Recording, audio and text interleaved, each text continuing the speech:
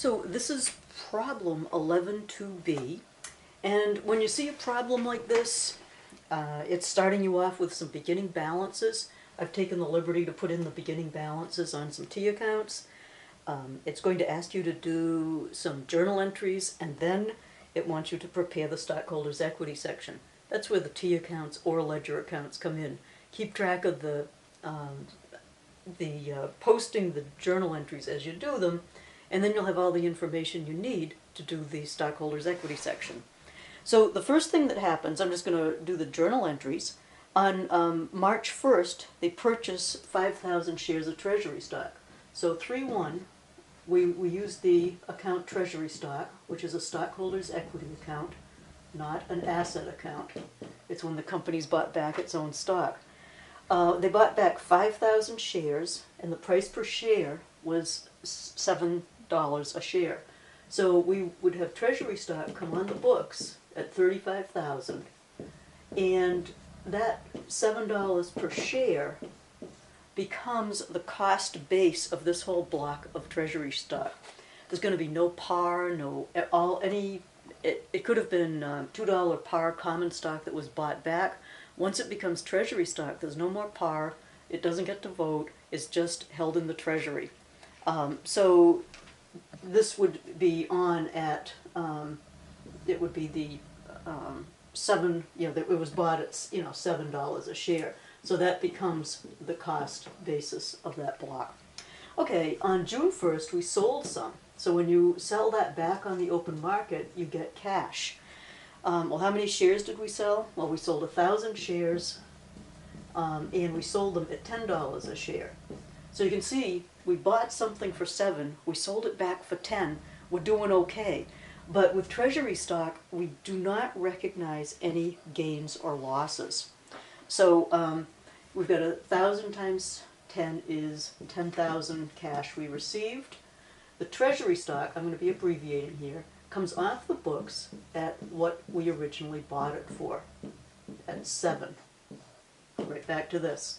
It comes off at 7. And so now, instead of having a gain on the transaction, we're going to do it paid in capital treasury stock. Okay, and I'm abbreviating because these videos take a long time to upload. Okay, so that would be 3,000. Now, let's see, didn't I say something about, oh yeah, we should be updating our accounts as we do them. So treasury stock, at this point, we have 35,000 in treasury stock. Okay, I'm not going to bother with the cash. And then, as a result of the 6-1 transaction, we sold 7,000 worth, and we have paid in capital treasury stock of 3,000. Okay, now we'll go back. September 1st, we sold 2,000 more. So 9-1, we got some cash. We sold 2,000 shares of treasury stock, and what did we sell it for? This time we sold it at 9. Okay, so in this case we get 18,000 in cash. That treasury stock comes off the books, and it would be 2,000 shares at what we paid for it, the $7. It comes off at 14,000. And so we've got a little bit more paid in capital treasury stock of 4,000. Okay. And then on December 1st, we sold some more. Well, let's post this one first because that may be important. We sold 14,000 worth here, and we have 4,000 more paid in capital treasury stock. Okay, now we sell on December 1st. We sold 1,000 shares. So here's the cash, 1,000 shares. And now it's only times $5. So now we're not doing so well here. So we get 5,000. The treasury stock comes off the books.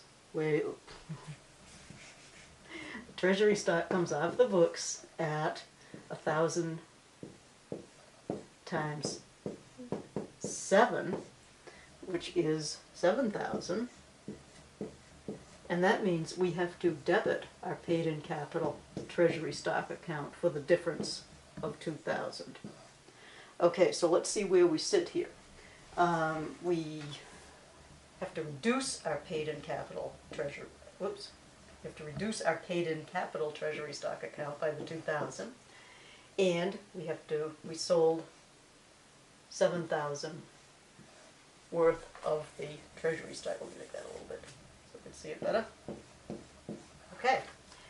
And then the last thing they want us to do is to recognize the net income for the year, and that would be closed to retained earnings. So we would do income summary debit, and we would credit retained earnings for the amount of net income for the year. Okay, so we've done our journal entries, and we've posted to all of our ledger accounts, and we have our balances there. And so we have the 400,000 in common stock. Okay, that's going to come in handy. We have the paid-in capital on the common stock from the beginning. We've got our paid-in capital treasury stock, which when we add this up with 7 minus 2, we have a balance there of 5,000. Our treasury stock, we started with 35 and we made 3 sales of it, so we still have 7,000 left. And retained earnings is 180,000 because there's no dividends involved in this problem. Okay, so right there, I'm going to erase these journal entries because right in the T accounts, or ledger accounts if you did them, we have all the information we need to prepare our stockholders' equity section of the balance sheet. Okay, so we know that we're going to be starting with stockholders' equity.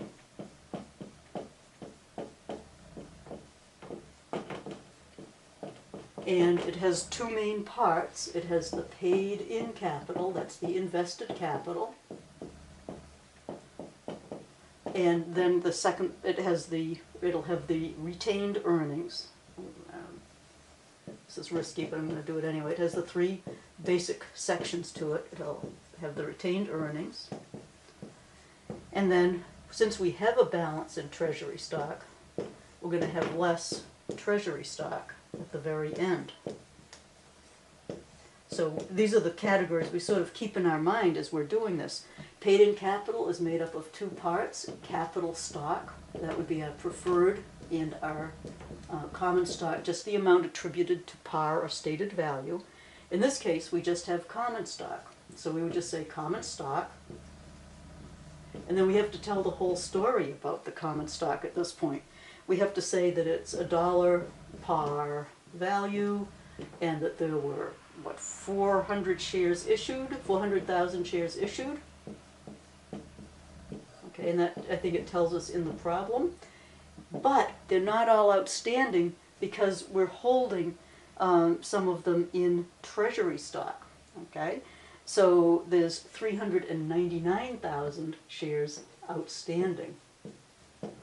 I'll come back to that in just a minute as to how we actually got all that. Okay, and so that would be our common stock is on the books at 400,000. And my notes are a lot neater on this. They may be better to follow along. So we have capital stock, that's the first part of paid-in capital, and we have the second part, which is additional paid-in capital. Okay, so we get additional paid-in capital. If we had preferred stock, that would be listed first, but we don't. So we start with in excess of par.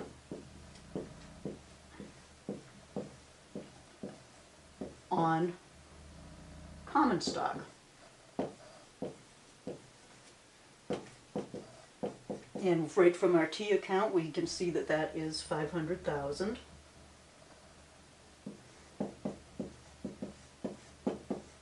Okay, and then we also have from treasury stock. And notice there's no par or stated value here. It's simply we have paid-in capital from treasury stock. And that would be from our accounts there. We have 5,000 of that.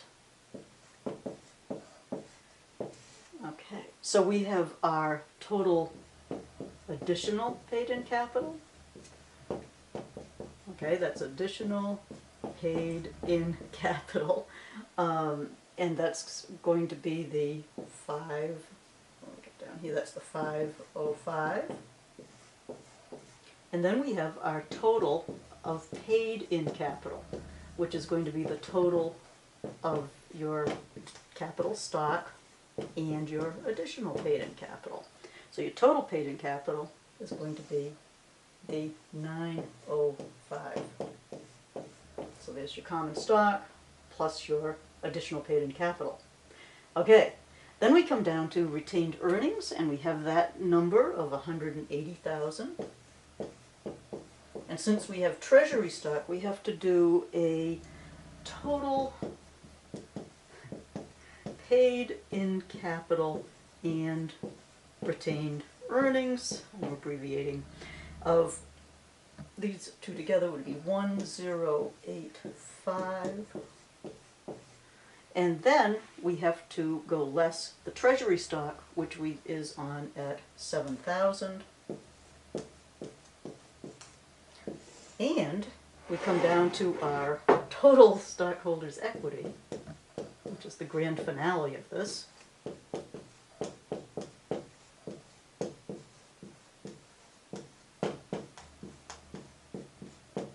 Of 1078. Underline it, okay? All right.